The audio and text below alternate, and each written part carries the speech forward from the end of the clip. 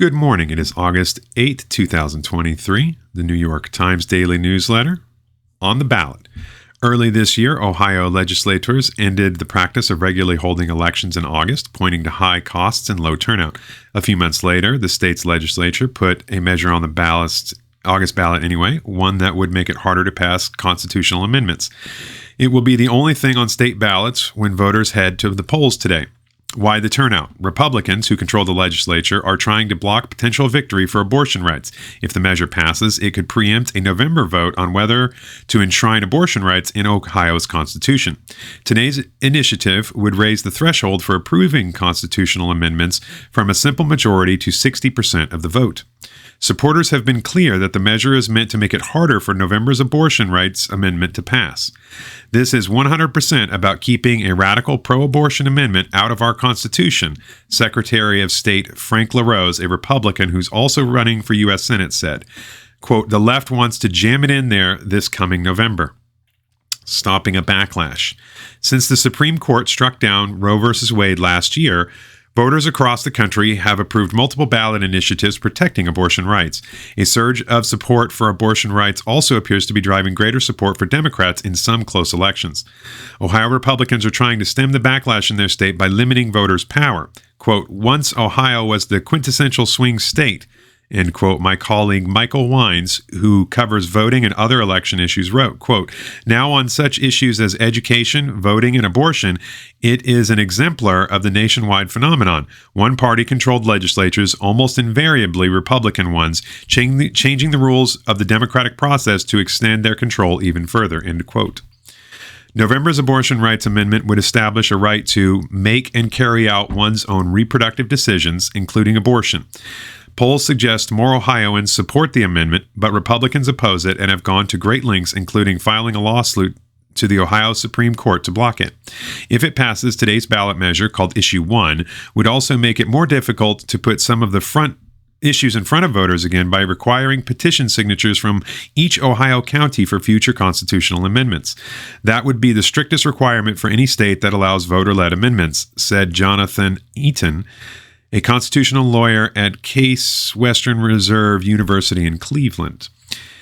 It is anti-democratic in the strictest sense of the word, Carrie Melita, a political scientist at Illinois State University, told me. She has studied other instances in which lawmakers have tried to limit ballot measures and has found it most often happens when legislatures are at odds with public opinion.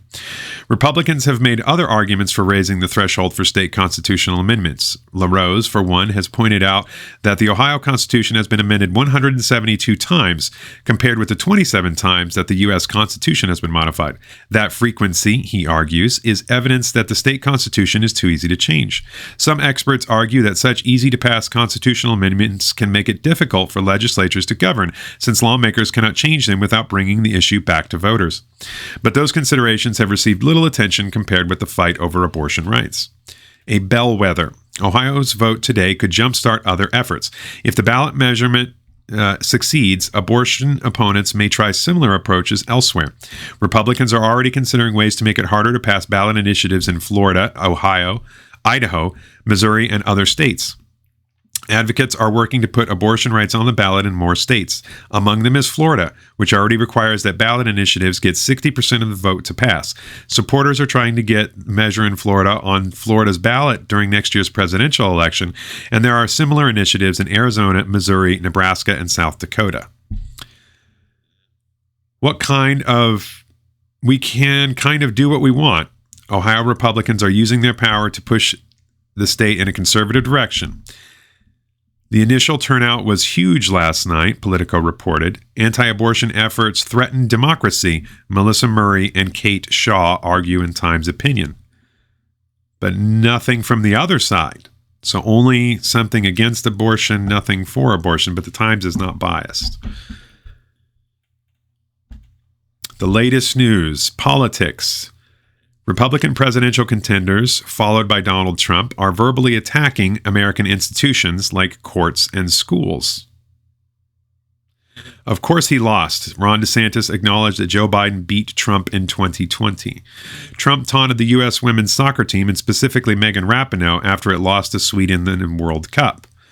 But Megan Rapinoe taunts the U.S., so you can kind of expect why that might happen. Andrew Cuomo's sister, Madeline, worked with activists to help smear women who accused him of sexual harassment. But the Democrats support women and love women. The Biden administration will designate nearly 1 million acres of land near the Grand Canyon as a national monument to protect it from uranium mining. The EPA wants to remove the recycling symbol from hard-to-recycle plastics. The man who invented the icon agrees. Storms swept across the eastern U.S., killing at least 2 people. Probably climate change, right? Flights were canceled and delayed, including Atlanta and New York City. 2 missile strikes in eastern Ukraine killed at least 7 people, including an emergency responder to the first attack. Britain moved some asylum seekers onto a barge. South Korea is hosting blind dating events to push singles towards building families. The country has the world's lowest fertility rate. In China, Xi Jinping abruptly replaced 2 top generals in the military arm that manages conventional and nuclear missiles. Quote, "You must not aim too high," Chinese college officials are telling graduates not to be so picky about jobs during a youth unemployment crisis. Other big stories. A 17-year-old cousin of the Uvalde gunman was arrested. The teenager's mother reported that he was trying to buy a gun and, quote, "do the same thing." A judge, a 17-year-old? How is he trying to buy a gun? You can't buy a gun in Texas when you're 17. That story's suspicious.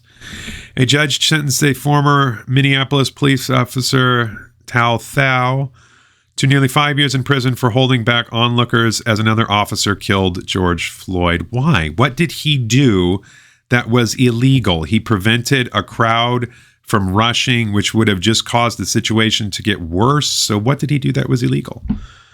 A white mother sued Southwest Airlines after she was accused of human trafficking when flying with her black daughter. Well, that's kind of a jerk thing to do. Why would somebody have accused her? Shouldn't she have been able to easily have proved that?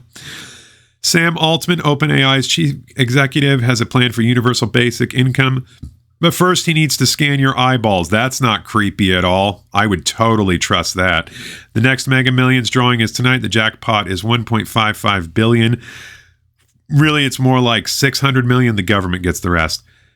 A golden retriever befriended a burglar in a garage. The Washington Post has the viral video. That's not a story.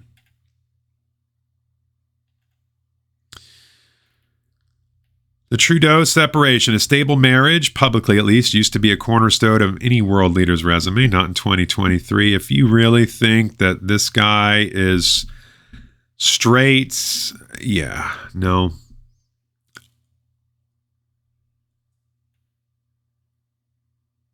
Wanted. Mattel posted a job opening for a chief Uno player. Again, why is this news? Sports stuff. We'll skip that.